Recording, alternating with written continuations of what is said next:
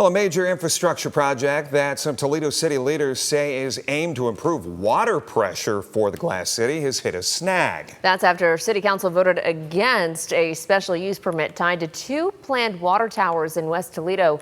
A move that has some on council worried that this no vote could cost thousands. Steve Iwanicki had a chance to speak with some council members, joins us now live. So this project was already moving forward before this vote.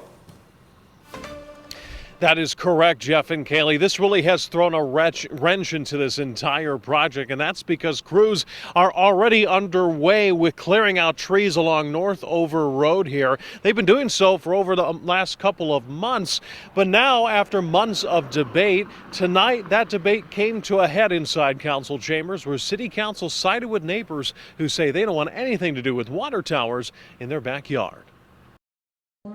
An unexpected curveball. Shocking. That's how City Councilman Adam Martinez describes today's no vote on a project that leaders say is critical to Toledo's future water system. An $85 million project with the Ohio EPA that builds 4 new water towers. One at Schneider Park in the city's south side, one near Holland, Sylvania and West Sylvania Avenue, and then 2 along Northover Road by Silver Creek Elementary. The goal, improve water pressure and have backup supply in case of an emergency. But many Northover Road neighbors aren't for it. There was no discussion. I mean, I'm sure the neighborhood would have voted against it. Who's also against it? Councilwoman Teresa Morris. As I really do feel that my constituents were done dirty. And I think that I think the city didn't do due diligence in looking at other locations. Martinez isn't a fan of the location either, but says the project still needs to happen. That was the only location we could put these here, so unfortunately it was a necessary evil. Tuesday, frustration led to the no on special permits needed to build the 2 towers. 5 council members voted against it, putting a pause on a project that's already underway with trees already cleared.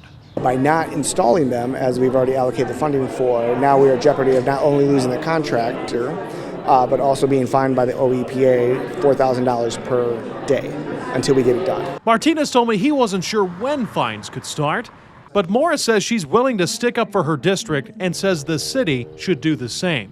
They make a lot of considerations of downtown, but when it comes to the neighborhoods, we have to be staunch in what these people are seeing day in and day out. Now, both Morris and Martinez expect a special city council meeting to take place in the very near future, especially if the city starts getting fined right away because of this vote.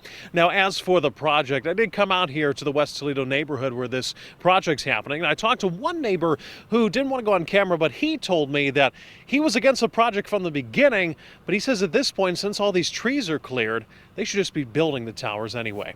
Here in West Toledo, Steve Iwanicki, WTOL 11.